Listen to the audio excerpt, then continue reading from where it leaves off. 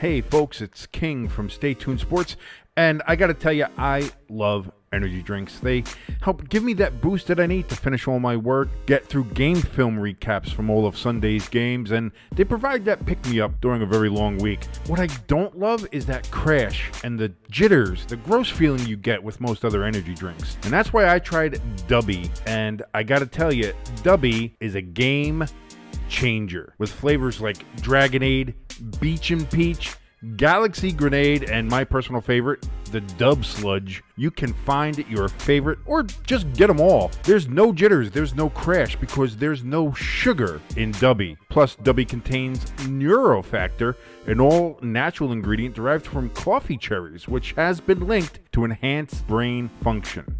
You go on over to dubby.gg right now. That's dubby.gg to grab the best energy drink you've ever had. And if you enter the code STSports18 in all caps, you'll get 10% off your order. That's STSports18 to get 10% off of Dubby. Be better.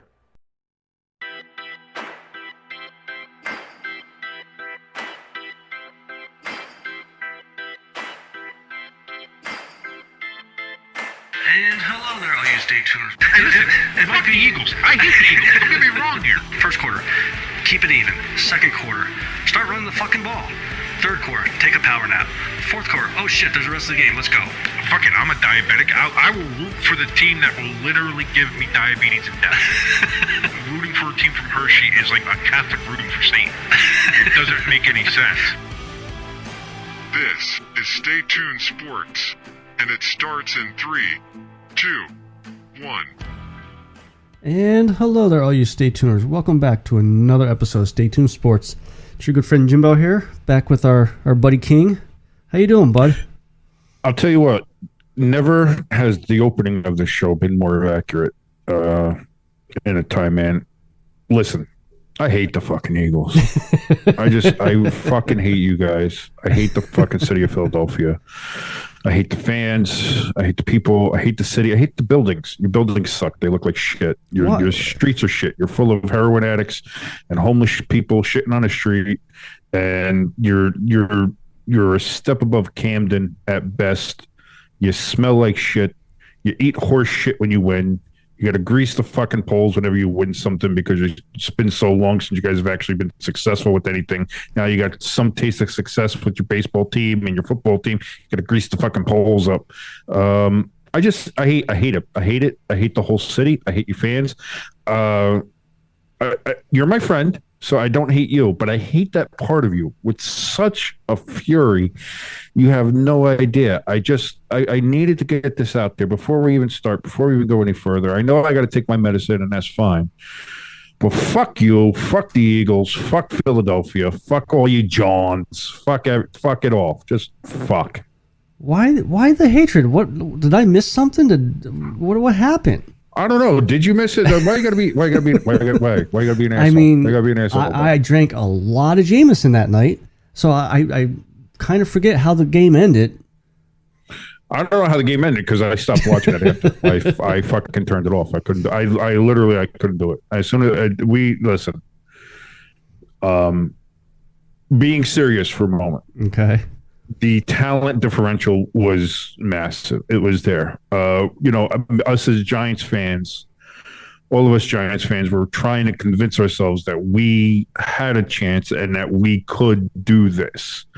But clearly the talent level is just different. Daniel Jones, for as good as a year as he had, still had, what are we working with here? We had practice squad receivers as good as they had looked against some other teams like the Vikings, like the Colts. Again, they're the Vikings and the Colts, going up against a defense like Philadelphia's, which is one of the best in the league. You're going to get exposed. And that's what happened in our defense. For as much as I think we have great pieces, the Sexy Dexy up there, Thibodeau really came on in the second half of the season. Xavier McKinney, even with his fucked up fingers, all that kind of stuff. Like, we have pieces, but together, it's just, again, the talent gap is there. And so that's what amazed me about the game itself is watching that and seeing how Daniel Jones played and see how Barkley played. It seemed like it was the old Daniel Jones and Barkley. Now Jones didn't turn over the ball like 10 times or whatever like that, but that pick that he threw to fucking Bradbury was fucking atrocious. But you know what? Atrocious. Watching that replay, I kind of agree with the commentators. I wonder if that was a wide receiver thing. Like, why did he keep going and Jones was expecting him to bring that It could back? be. It could be whatever it was, but again, that goes to the talent levels, to the skill levels of knowing where you're supposed to be, or just knowing the moment, whether that's the receiver, whether that's Daniel Jones, no matter what it is, who it is. At the end of the day, the Giants far overachieved where they were supposed to be, and they found themselves in some deep fucking water. And it showed. And I think that's, you know what, at the time, and listen, it still stings. I hate it because it's Philadelphia. Honestly, if we had lost to anybody else, like if we had lost to San Francisco, let's say we played San Francisco, and San Francisco fucking dominates us like that. Yeah, it hurts.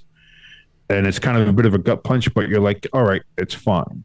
And you go like, you talk to yourself, and you're like, okay, well, we overachieved. We did a lot more this year than we ever thought we were going to be. This was year one of a basically a deconstruction, trying to tear down everything that Gettleman had done and trying to rebuild from there. So the fact that we not only made the playoffs, but won a playoff game is fucking insane. Yeah. But it's the fact that it was the Eagles. Like, it's the fact that it's that team that for the last 10 years has fucking owned us. And it's just like, maybe that's it too. Is like, you're going, being a Giants fan, going to that game, and it's like, listen, this can redeem everything. If we won that game, that redeems the last 10 years of absolute ass beatings. That's like, fuck you, number one seed, big dog, fucking Eagles. We fucking got you, and it would be so much better. And that wasn't the case. And not only that, but it was a fucking whooping. Yeah, like it was basically, it was a beating of get back in your place. You're not to this level yet, and that sucks. But taking some time now from Saturday night. It was a fucking great season. Oh, well, yeah, without a doubt. To be a Giants fan, to go, again, like I said, and probably, I don't know if we have any records from the, obviously if you go back and listen to some of the shows we did before the preseason, you'll hear me talking about, I think I said 5 wins. Yeah, I think you said 4 or 5. I said 4 or 5 wins, and I said that would be successful to me for what we looked like we were going to be and all that kind of shit, and the teams we were playing and blah, blah, blah.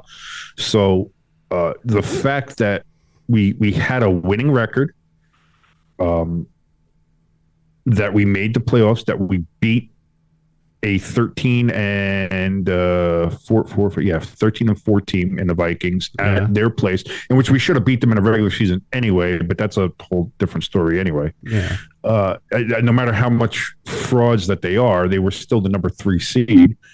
So to beat them was, again, if you would have told me before the season that the Giants were going to go to the playoffs and beat the number 3 seed in the NFC and get to the divisional round, I would have said, you're fucking insane. Also, I'm out of weed. Can I have what you're smoking? So I take that all as what a great first step. Now, the question is, what do we do from here? Because there's a couple caveats here. Obviously, we have Daniel Jones, Saquon Barkley. Do you want to keep Daniel Jones?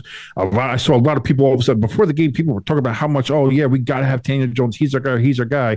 And then after the game, it's like, fuck this bum. He's terrible. I told you he's terrible. Got to get rid of him. It's like, are you fucking kidding me? Yeah. That one game against the NFL's top defense, fucking turn your mind on fucking Daniel Jones right when he starts to get going. Yeah. Here, like, again, I go back to Josh Allen, who, before Brian Daboll, was very much a Daniel Jones type. He was very much a raw skill, raw talent, but was a turnover machine, didn't have great throwing mechanics, wasn't making the best decisions.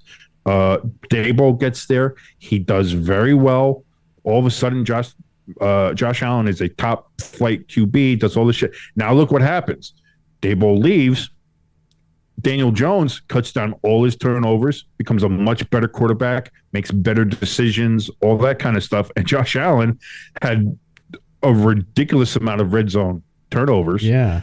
And it had massive efficiency problems, which came to rear their ugly head in their game. So to sit there and say like, oh, fuck Daniel Jones. No. I think the question is, who do you franchise and who do you sign? Do you franchise Saquon and work out a contract, try to get a team-friendly deal with Daniel Jones? Or do you franchise Jones and try to work out a long-term deal with Saquon? Well, depending on how the money goes. Because I think if you franchise Saquon, it's like somewhere between 20 and 25 million for next year. Well, if that's the case, they're not franchising Saquon, because the reports already came out that they offered him, I think they offered him 12 to 15, like middle of the season. I saw, at the bye week they offered him, I think 13 or something, and he declined. He wanted Christian McCaffrey. Yeah. He wanted 16. He wanted like 16 million a year. Yeah, and now they said no. Let me ask you this though: with this game, with him being kind of put in check, I guess, does that hurt his value, or do you think he'll still get what he wants? No. And that's the other thing too. But you're saying like, no, they're not going to sign Saquon. But here's the thing: if you franchise Daniel Jones, they'll sign him. They'll sign him, but they won't franchise him. Well, if you franchise Daniel Jones, that's $30+ million for next year. Okay. Because it goes by the market value of, like, I think the top 5 averages of who you have. Then, man, you're really overpaying for Saquon. Then, if you franchise him. Well, if you franchise Saquon, you could say that you're overpaying. But if you franchise Daniel Jones, you could say you're overpaying for him. But you're going to have to franchise one of them. Yeah. And that's why I bring in the whole transition tag too, because that goes a little bit different as far as. I think that one's like the top 10 or the lower, like 6 to 10 salaries. It's not as expensive as the franchise. That's why it's a little bit less. What's that? The transition tag. Like they have the franchise tag and they have the transition tag. You know what I'm talking about? I'm going to be honest. I don't even know what the fuck that is.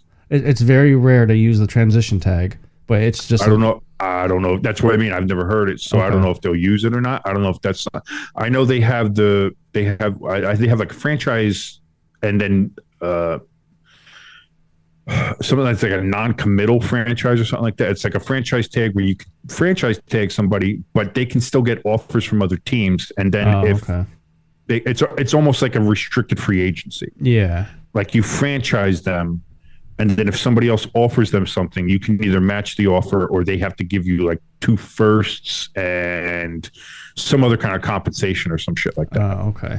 So I mean, maybe they deleted the transition and put this one in. I'm just still thinking it's still and there. maybe that's what I'm wondering. Maybe that's what they do with Saquon is if they give him. Well, no, because this has been around forever. Yeah. The 2 different franchise tags, which is something I just learned. Last week, I believe.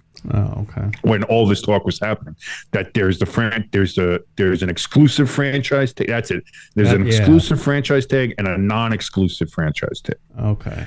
So in the exclusive franchise tag, they are locked in. Franchise tag, that's it. Nobody can fuck with you. You are there.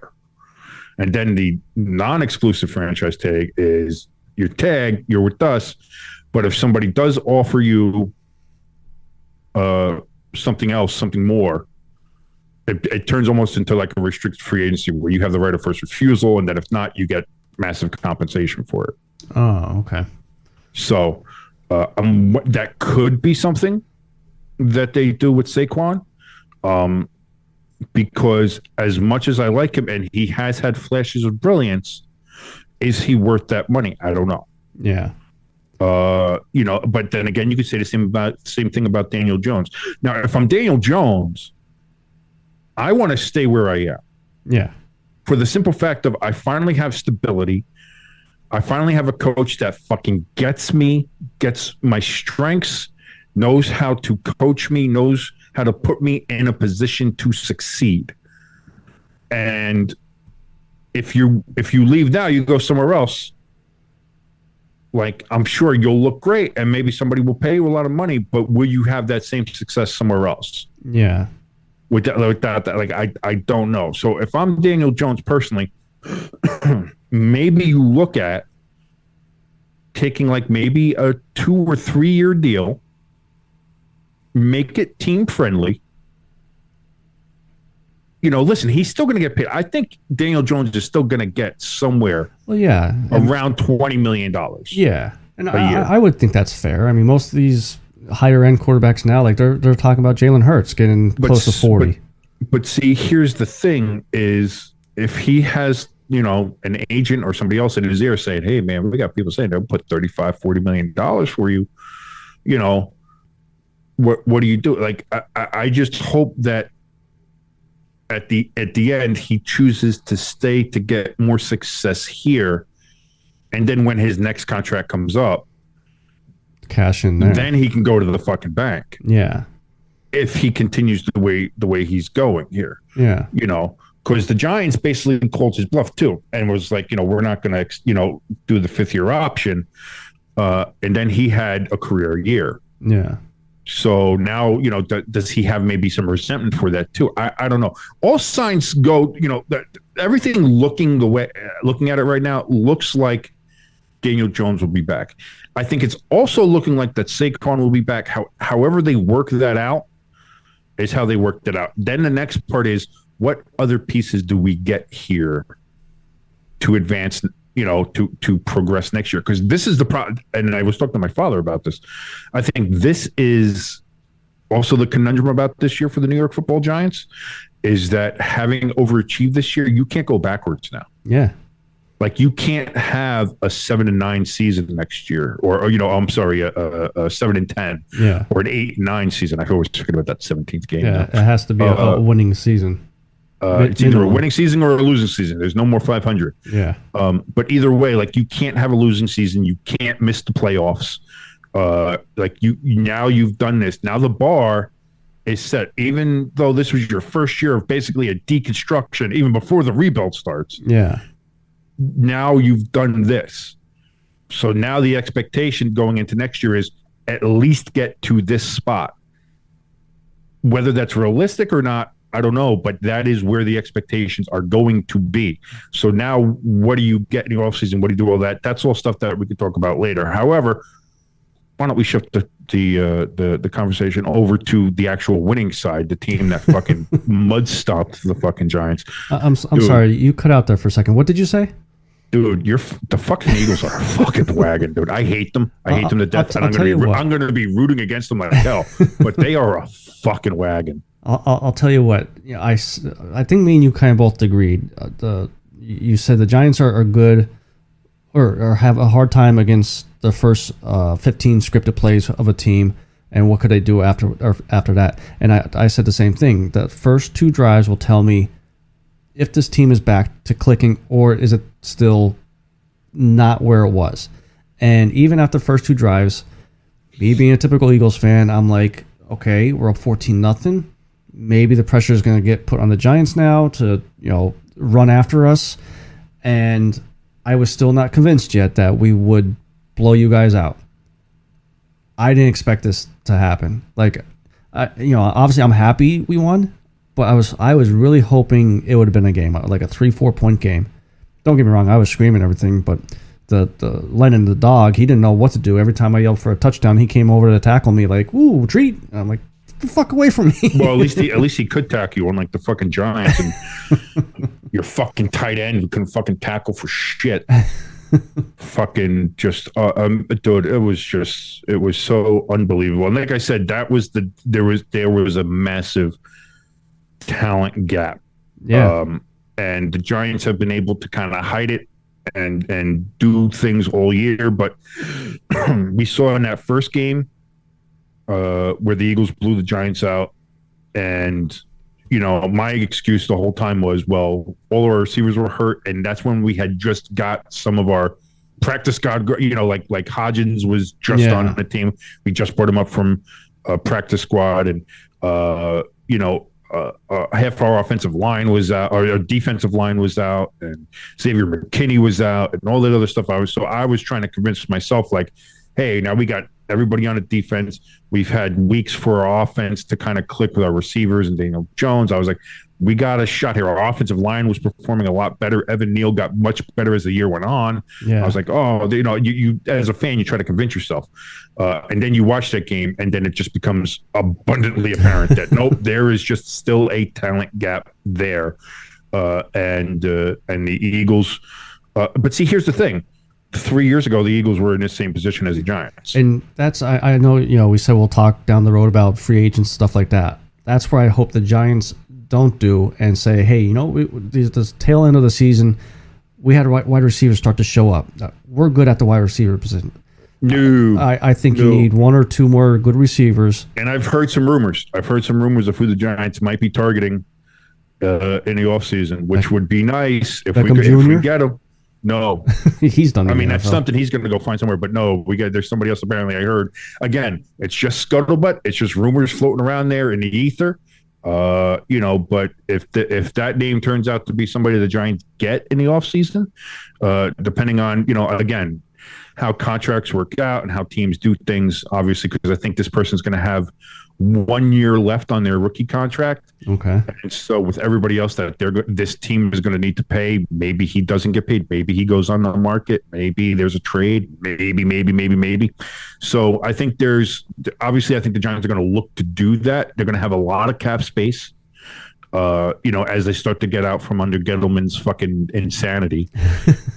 So we're going to have a lot of cap space to work with, which is good and helps. So we're going to be able to build and able to progress like that. But as for this game itself, no, there was the talent gap was there. And I think no matter who the Giants played, if they had played the Eagles, obviously massive talent gap. If they had played San Francisco, massive talent gap. If they had played the Cowboys, massive talent gap. Even with the Cowboys as they are. Now they would have had a better chance to beat the Cowboys, I think, than either the Eagles or the 49ers. But I think they probably still lose to the Cowboys too. Let me say this, though. It depends. Let me say this. Nick Sirianni, he's a fucking dick. Thank you. I was going to say, that guy has the most punch. He's a good coach. Listen, and I found a good coach, and he's got him. But he's got the most punchable fucking face in the goddamn world. I'm not saying anything about his face. We're on the 5-yard line, up by how many points, and he puts Boston Scott in there. I'm like, no, he's not going to. No, he's not. He fucking scores. Give a shit. No, he is. He's the most. He's got the most punchable face. He's an asshole. He is a dick. I love him, which is fine. Which is fine though, because that's what I want this to be. What it is. I want this rivalry to be that. I want this to be. Hey, fuck you. And because here's the other thing too. We're not going to forget that. Oh yeah. The Daboll's not going to forget that. The Giants aren't going to forget that. The next time we play the Eagles, and hopefully we'll have close that talent gap a little bit. The next time we play, that's not something that's going to be forgotten. It's going to be, hey, remember when they started fucking rubbing it in and they put the giant killer Boston Scott in there to fucking get a touchdown? Remember that? Yeah. Remember that. And that's it. When it comes to a point in the game where it's going to be like, oh, why don't we just, run the clock out or kneel it down or something like that? We'll throw a fucking all verticals fucking pass to fucking throw it. You're like, that's what I want. I want it to be a fuck you. Yeah. No shaking hands in the middle of the field, walking off the field. Fuck your mother. Go fuck yourself. Be like shit like that. Buddy Ryan, Jimmy Johnson Kinda, rivalry. yeah. Right. I want that. I want Sirianni to call Daboll fat. Daboll to call Sirianni a fucking retard-looking asshole. I'm going to punch his face, and I'm going to punch his fat gut. Fuck this, and fuck you, asshole. Fuck you, John, and all that kind of shit. That's what that builds, and that's what that brings. So, yes, I think Sirianni's a dick, but, I mean, that matches the personality of Philadelphia in and of itself. You're all a bunch of dicks. I've never said a bad word about him. I've always liked the hire. I think I just said several bad words about him. But okay, we talked about the Eagles, we talked about the Giants. Should we talk about the Dallas debacle? Well, here's the. I mean, this is. We could just go over this too, because I think this is clearly just a game where Brock Purdy faced his toughest defense that he's faced yet since he's been starting. Yeah. And it showed. Again, it was not a lot of points scored in this game. However, The difference of the game, which is surprising, is that you had Brock Purdy in his, what was it, 7th game, 8th game? I believe it's as a seventh. starter. He played a smarter, more mistake-free football than a 6-year starter in Dak Prescott. Yeah. And that's what it came down to. Dak Prescott had 2 picks, should have had about 4, made bad decisions with the football. I know the one that everybody's talking about on Twitter and everything is the one where he threw the CD Lamb where T.Y. Hilton was wide the fuck open down the seam. Yeah. And he just threw it past him and tried to hit CD, who was in double coverage. There were mistakes made constantly by Dak and by that offense, and it hamstrung them because that game was there for them to win. Yeah. If they performed well, the defense gave the Cowboys offense a chance to win the game, and the bottom line is Dak Prescott dropped the ball. Now, it also hurt that Pollard broke his leg early on in the game. Is that what happened? Yes. Okay. He broke his leg. I know. I heard it because I was actually racing Sunday night, so I had the game on a little bit, so I was kind of paying attention a little bit, and I heard that they reported okay, he's officially out for the game, ankle, blah blah. But okay, so I mean that. He'll be ready for the next season, though. But here's the thing. Well, who knows? I don't know. Who knows if he's going to be in Dallas next year? Oh, that's true. Yeah, he's a free agent. I don't know if they have money. I don't know if they have money for him because they gave all their money to Dak and fucking Zeke. Yeah. And that's the other thing, too. Okay, Pollard's out. So you have Ezekiel Elliott, but you don't really use him. It's like, why the fuck why do you have Ezekiel? Like, Zeke did nothing this year. Yeah. He was a goal line running back that they used. That was it. Well, because Pollard outperformed them. He didn't have a single 100-yard rushing game this year. Not one. He hasn't had a 100-yard rushing game since I believe somebody said week 7 of last year. Wow. Or might even be more than that. But don't quote me on that again. We're not a stats show. That's not what we do. It's just been a long time. It's been well over a year, well over a season and a half since he's had a 100-yard rushing game. So you have Zeke, who was criminally underutilized. You had Dak, who was making massive mistakes.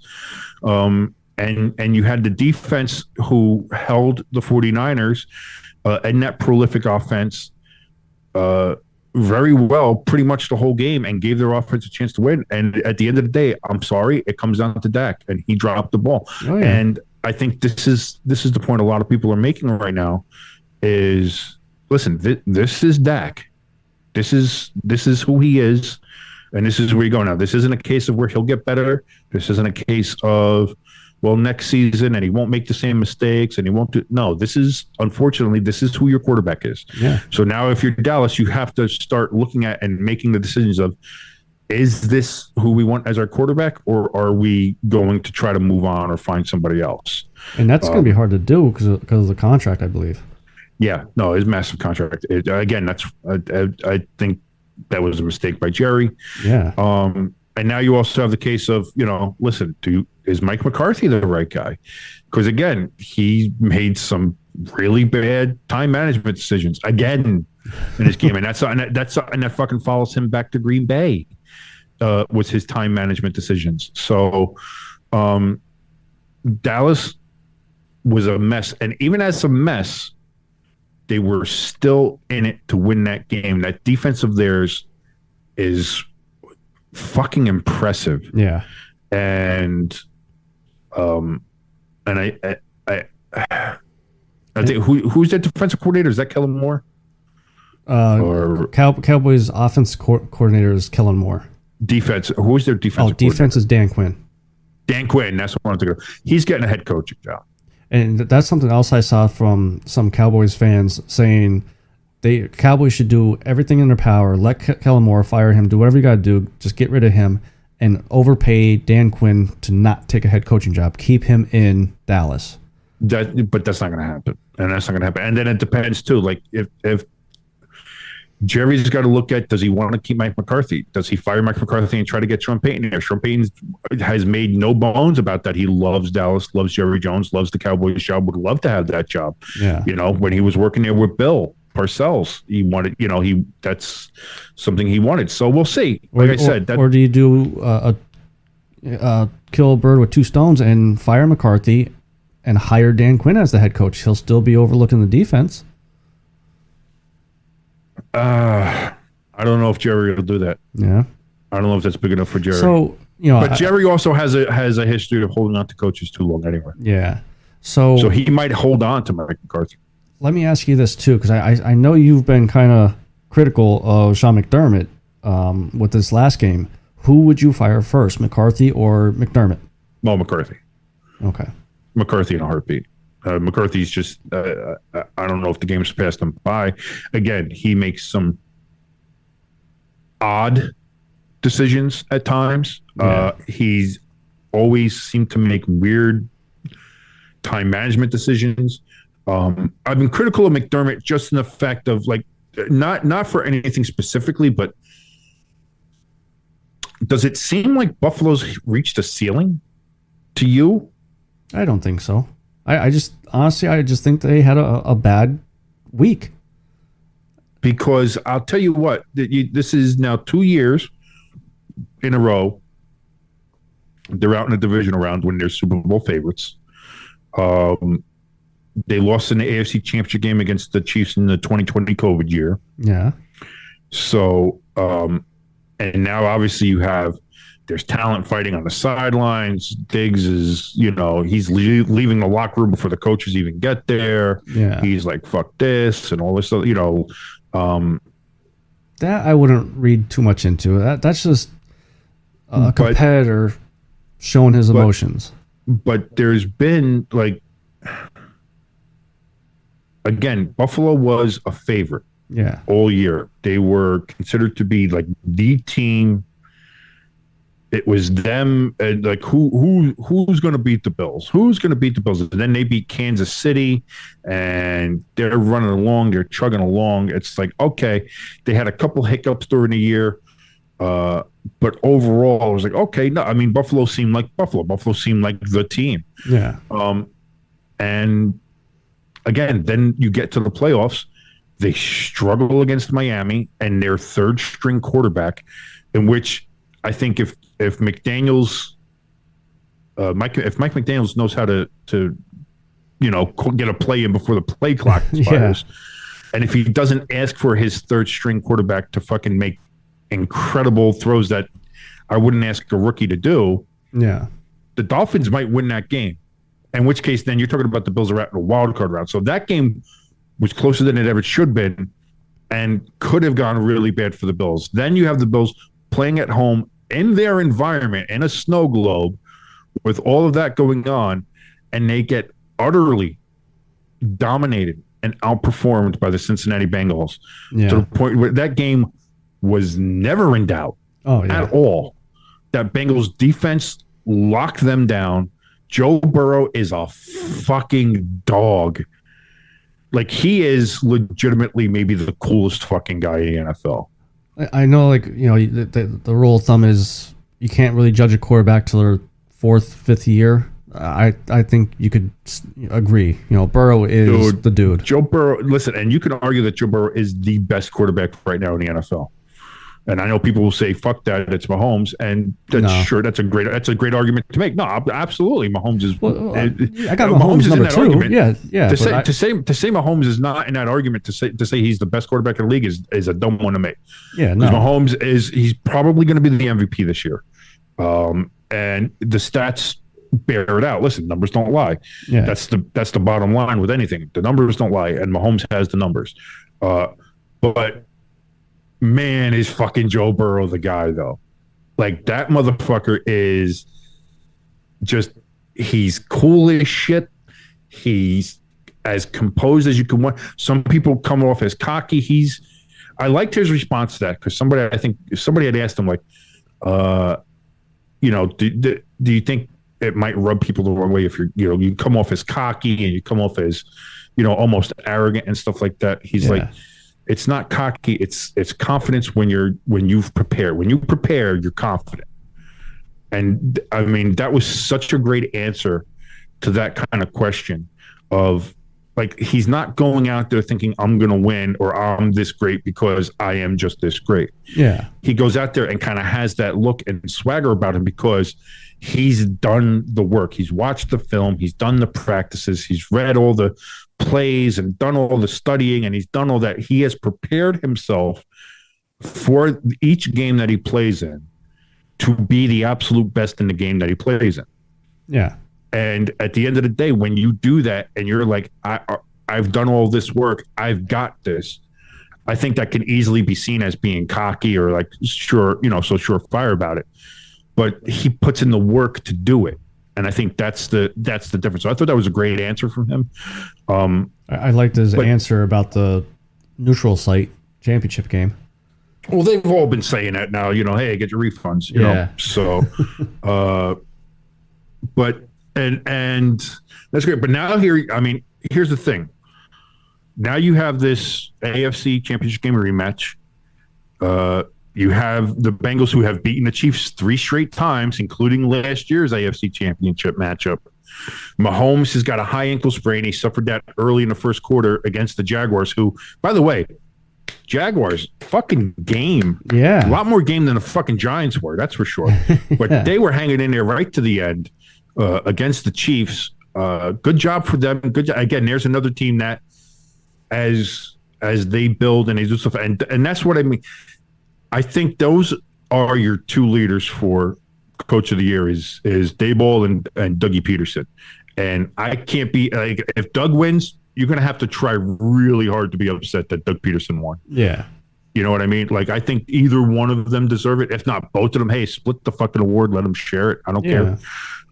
But I think those 2 are head and shoulders Coaches of the Year. But I'll tell you what, man, the Jaguars fucking hung in there and played a hell of a game. Even though they were down most of it, they kept on fighting back. They were never out of it until the very end. Yeah. But they hell of a game, hell of an effort from the Jaguars. But now here it is. We got the AFC Championship game. You got the Bengals going to Arrowhead again. Like I said, they've beaten them 3 straight times. You have Mahomes with the high ankle sprain. Is he going to be as mobile? Is he going to be able to do that stuff? Now, here's the thing. Mahomes can throw the ball. It doesn't matter. Like, he can throw the ball without using any of his feet. He's jump passes and throws it fucking 50 yards. So, you know what I mean? Like, he's got an unnatural talent. So even if they have to, even if Mahomes becomes a pocket passer for this game, that doesn't mean that the Chiefs are all of a sudden diminished in any way. That team is a fucking absolute powerhouse. Yeah. But it's going to be hard to fucking pick against those Bengals, man. That fucking defense and how just Joe Burrow is, you're going to be hard pressed to fucking pick against the fucking Bengals team. I don't know if I'll be able to do that. If Kansas City has to win, like if I have to pick Kansas City to win this game, I just hope they just destroy Eli Apple. Just keep throwing to his side and make sure. He's getting fucking annoying. That motherfucker, he fucking woke up on second base and thought he hit a double. Yeah. You know what I mean? Like, he fucking just the shit talk that comes from him after he's been toasted all fucking year. Yeah. Like, it's hard to root for the Bengals because of him, and I get that. But like, I like Joe Burrow so much that kind of overrides how shitty Eli Apple is. And I know how shitty Eli Apple is. He started with the Giants. That's what I mean too. He was shitty with us. He's been shitty with the Saints. He's shitty with the Giants. Exactly. He's shitty with everybody he's gone. He's a what do they call it? Travelman, a player that bounces from team to team to team. Journeyman. He's a journeyman cornerback, and he has one good game and thinks he's a freaking Hall of Famer.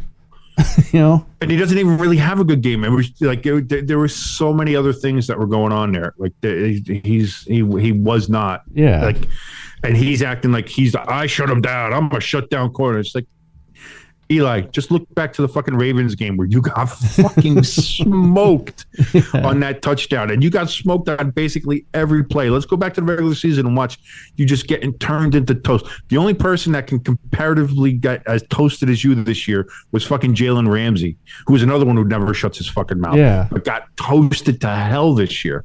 So, like, Eli Apple needs to shut his fucking mouth, and I think everybody can understand that and agree with that. However, that being said, I don't know. We'll do our picks in a little bit here, but man, that Bengals team looks strong. And then you go over to the NFC, and you have that Philadelphia team that is, as much as I hate to say it, fucking good. Like, they're a good team, but now they're going up against the San Francisco defense that is maybe tougher than anyone they've seen this year. Did you know Jalen Hurts already played Brock Purdy in college? Yes. I did not know that. Yes. Yeah. Well, they were both in the Big 12 that year that he switched over from Alabama to Oklahoma. Because Brock Purdy played for Iowa State, and Brock Purdy outperformed him that game, won that game. He had 6 touchdowns, and he lost. No, I thought he won. No. Hurts, Oklahoma won, but their stat lines were pretty good. Purdy had 6 touchdowns. Hurts had 5. And they were both over 500 yards. I think Purdy had more yards too, but stat-wise, Purdy outperformed him. I could have sworn I saw that Iowa State won that game. But either way, I just hope it's not that Purdy that shows up. Well, here's the thing: is those were Big 12 defenses. Yeah, the Eagles and the 49ers are not Big 12 defenses. I think we could both understand that and agree to that as well. So again, I think we have a situation here where you have 2 amazing defenses, and it's going to basically be who makes a mistake on offense. And will it be Jalen Hurts? Will it be the Eagles? Or will it be Brock Purdy? Now, we saw Purdy against the Dallas defense, which is arguably one of the better defenses in the NFL, and he didn't crack. Yeah. He kept his composure. He made the smart plays. He took what they gave him, and again, they won. Is that going to be how this is with this game? I think it's going to have to be, but I think this is definitely going to be a lot lower scoring and closer game than maybe the AFC game. But this is going to be a much different feel than that fucking Giants game. That's for sure. That's why I was kind of hoping that this Eagles-Niners game was on Saturday, so I could keep drinking my Jameson and keep my nerves calm. Oh, you just stop. You don't see. This is what I mean. You don't need alcohol to calm your nerves. You just need some. You need some. Hey, listen. Be like me. Get some weed. Get some nice little edibles. See, that's why it's legal now. You got to move back to the area so I could bum some off of you. It's legal, like all that stuff. But you know what? No, you know what you're gonna need if you're gonna be watching this game is you're gonna need some Dubby to go ahead and stay focused. Yes, I am. On all the things and see all the plays that are happening. And, listen, if you have some W there while you're watching the game, you'll be able to see the plays, almost maybe have a little foresight, see what's happening, be able to see, did they move? Are they going to do a blitz? Is it a false blitz? Are they moving backwards? Is this going to open up a hole? Is it going to be a big gaping hole for Boston Scott to run through? Oh, no. Is that Joey Bosa's arms? Oh, my God. What's going to happen here? So you got to do all that. If you do want some W before the game, go to w.gg. When you go pick up some stuff, go to the checkout. And that little nice little bar there has a little promo code. You put in ST Sports 18, all capital letters, ST Sports 18. You're going to get yourself 10% off. I almost said 15. I don't know why I said that, but it's not. It's 10. It's only 10%. 10% off of your purchase. You're going to like that. ST Sports 18 in the promo code box at checkout. W.gg. Go get your focus on before the championship games, because you're going to need to focus. You're going to need to focus. Focus! I'm kind of glad you brought up about Bosa's arms. I did look at them, and I got to kind of agree with your fiance. They are nice looking. Dude's jacked. He's got the arms. Listen, if I was a female and I was into that sort of thing, I mean, it is what it is. He's got better arms than his brothers does. That's for sure. And brain. And looks. I think he's a better looking one too. If we're gonna just straight up looks too, I think he's better. So it's just overall, Nick is the better Bosa. Nick is the Bosa. Yeah, if we're gonna go by that. Even though he's got that weird fucking car hood cranium front helmet thing. Oh. He's got that. Yeah, I don't know what that weird helmet. But, Yeah. whatever helps protect the head. I guess. But it's going to be. I think that's going to be a knockout, drag out game. So I guess. I mean, what do we got? What do we got left? We're just going to pick the games here and. Well, let me ask you one thing. Then we'll go to our picks here because it came out today that with the championship game not playing on a neutral site, there's possibility of down the road the NFL playing at neutral sites. You knew that was going to happen. Yeah, for the championship games. Yeah. Do you think those? Do you think it's going to happen? If the money's right, yes. Because like they were, I saw they were talking like kind of making like the bowl games, name them, right, right, rights and shit like that. I hope they don't. I don't know. I don't know if they'll do that, but if the money's right, if they look at it and say we can get this much more from either ticket sales or local revenue or whatever the case is, like if it turns out that they're like, listen, we can milk this, they'll do it, and people will be upset and people will bitch about it, but people will get used to it. And then it will become a thing, and then it will become a pilgrimage, and then people will love it, and people will go, and there'll be a celebration. It'll be an AFC celebration and an NFC celebration, and it'll be a whole big thing, and you'll paint the fields with the NFC Championship logo, and each end zone will be thinking it will catch on. Yeah. There's very little that the NFL can do to not catch on, and that'll catch on because they'll turn it into what they did with the draft, what they do with the Super Bowl, what they do with everything. They make everything bigger. It's a big spectacle, fun, festival atmosphere. It becomes bigger than the game, and people will gravitate towards that. And they'll get ad revenue, and they'll get more ads, and they'll get more sponsors, and people will jump in on that. And then you'll have the networks that they'll bid for the championship game rights. It won't even just be for the Super Bowl. You'll have like, who wants this championship game, and who wants this championship game, and who gets it for this year and that year, and who's like, and they might do it every year. Like I said, I think starting next year they're doing bidding for individual games for the networks, if a game wants a specific game, they can look at it and then try to bid it and buy it from the other network or do trade. Like that's what's happening. So like the NFL is on the cusp. Like as much as we talk about how like they've made over $100 billion with the latest media rights deals with all the different media entities, and now they're going to make even more. And then if you add in a neutral site conference championship games, they're going to make even more. So again, like I know there's going to be some people who are going to be a stick in the mud and say like, "Oh, this is terrible. You're taking away the home game from a team that's earned it and doing this all the game. This is fucking bullshit." Why don't people do it? It's the same people who complained about the college football thing expanding. Same people who complained about anytime there's any kind of change or anything like that. This is not what I grew up with. This is not what I remember. I don't like this. You know what? I don't give a shit. I think personally, it's coming now that it's been broached, now that the idea has, that wall has come down. Yeah. And not only that, but with the ticket sales for it, they saw that they can do it. They can do it, and it'll sell out just as quickly as any other game or a Super Bowl. They can get it. Yeah. And once you do that, now that idea is there, it's like, hey, wait a minute. We can market this. We can do this, and then it becomes a whole thing. Then you have not only are places bidding to get the Super Bowl, then you have places that are bidding to get in the rotation for championship games. And maybe you put some championship games in places you wouldn't put Super Bowls. Maybe you go a little bit more northern or outside. Maybe you do a little more stuff like that.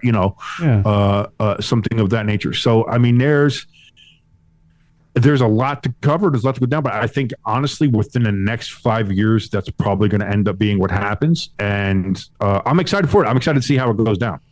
All right. So let's do our picks for the championship games. For the Stay Tuned Sports AFC and NFC championship games. Just want to put our name out there first as the first bidders, in case they do go to neutral sites. I got $5. You can make the graphics for them. I can. I do. I did the field graphics for the idea if they did it for this year. Yeah. So I mean, I could do this. Listen, I've been dying to be like an NFL graphics guy just for their fields and for their stuff like that for like the Super Bowl, because the shit they do for the Super Bowl now is fucking lame. Yeah. Like their field art and shit like that is terrible. I would love to be in charge of that. Let's start doing some of that. Make some Super Bowl logos. Start doing field art. Just let me get on some of that stuff. And in fact, listen, I'll just do field art. Okay, I'll just do how the fields look for that or for the championship games, and we'll do that, and it'll be great. Just come on, NFL, give me a job. Just get me in there. $600,000 a year, that'll be fine. I'll come up with some of the art for all the fields, do all this kind of stuff. I'll do it for all the teams. I don't give a shit. Let's go. But that'd be great. Anyway, Chiefs versus Bengals. You go first. We're gonna go with this game first. Okay. Well, as I was saying before, man, the Chiefs are a fucking wagon. You know what I mean? The Chiefs are the Chiefs. But, man, Joe Burrow's just cool as shit. And this is his, apparently this is just his time of year. Yeah. Like, even back to his LSU days, like, when it comes down to the big games, Joe Cool is going to be there. So it's hard to go against him.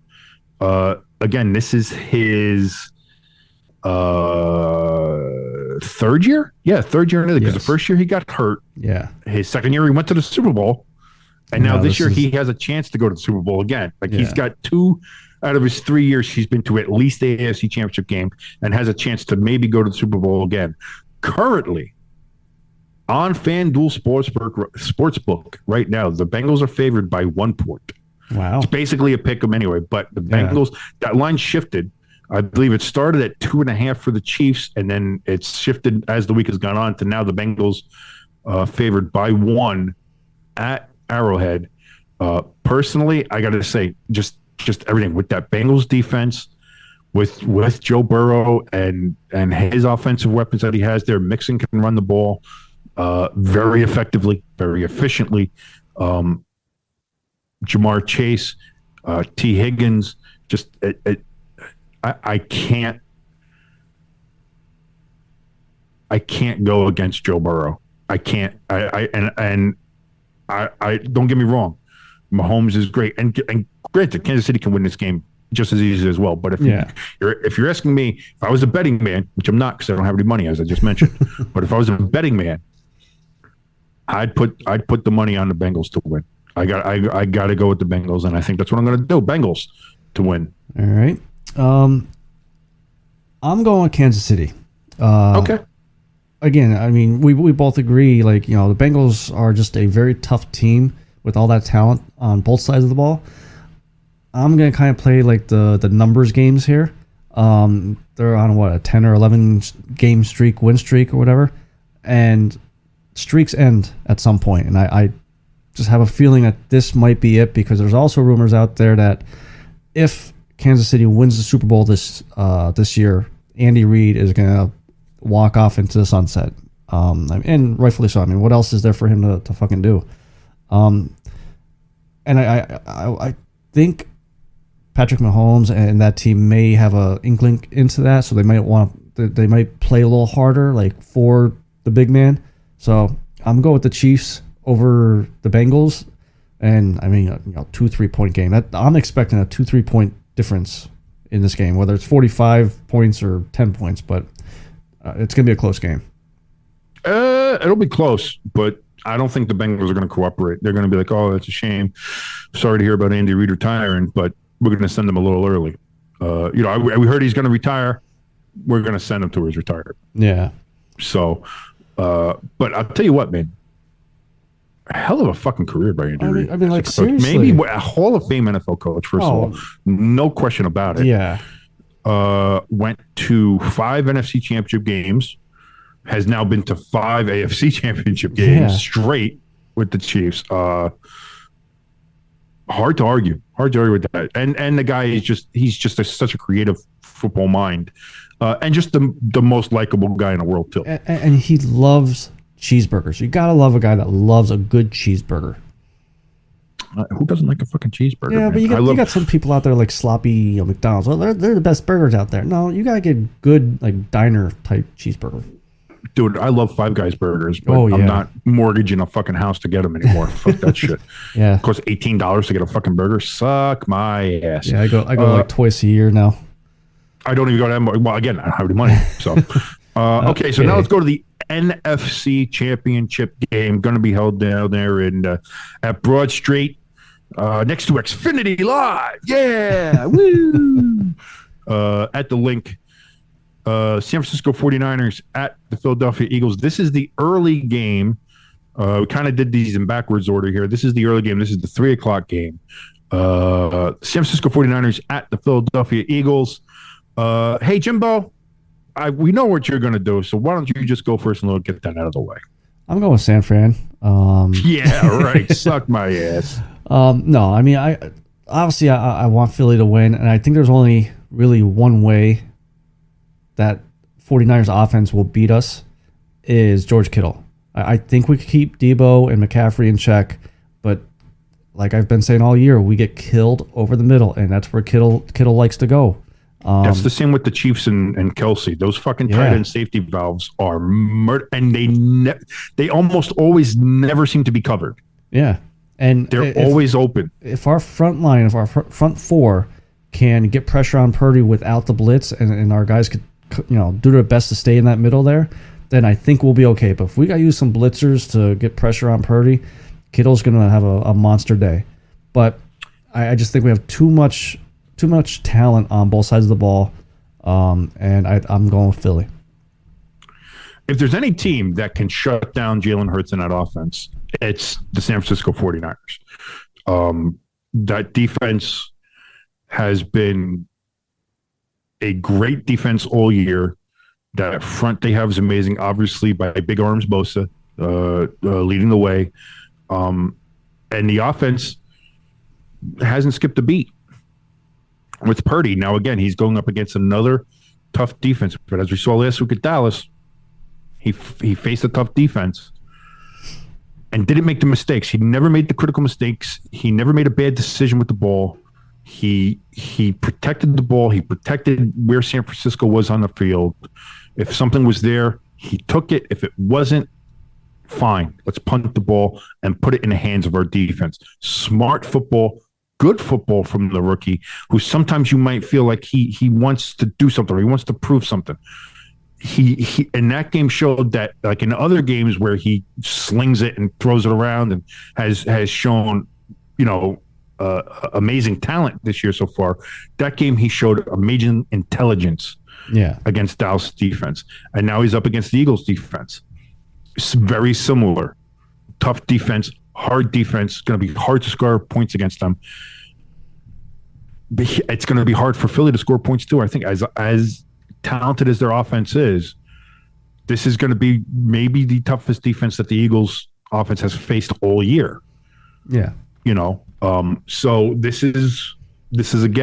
game again is only a 2-point game. Eagles are favored at home by 2.5. Okay.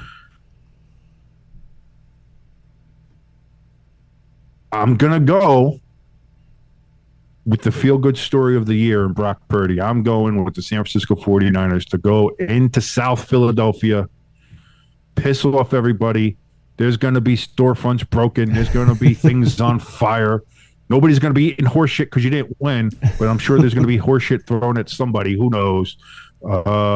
Assaults and batteries and robberies and looting. That's all going to take place. Well, I'll tell you this. I won't be putting holes in my drywall or taking my truck and running over TVs like Cowboy fans. Goddamn fucking morons. Yeah, most of those were, if not all of them, were all staged and fake. Do you ever notice how most of those TVs look like they're from 2009? Yeah. Yeah, that's why. They took them from their old chairs. Like, hey, I got an idea. Let's be viral. I'm so mad at the Cowboys. I'm going to punch my TV. Say we're on the TikTok. So that is what it is. But I think, so that means my Super Bowl is the San Francisco 49ers versus the Cincinnati Bengals. Your Super Bowl is the Philadelphia Eagles versus the Kansas City Chiefs. We have completely different Super Bowl predictions. Will they come true? Will it be a mixer match? We're going to have to find out next Thursday when we come to the air and see how we did. Exactly. That'll be fun. So that is our W picks. Head over to w.gg and use the promo code STSports18, all capital letters, to receive 10% off of your final purchase. Drink it and be focused for the games. And don't be like Jimbo and hit the booze too hard, because, you're going to focus. You need to focus on these games. And also, you're going to have work the next day, so you don't want to be hungover. W will help you with that. W.gg. ST Sports 18 at the checkout. Get yourself 10% off. That'll be fun. I'm going to go and pass out because I have felt like ass all day. And I'm just going to go and do that right now. But, hey, congratulations to your Eagles, you piece of shit.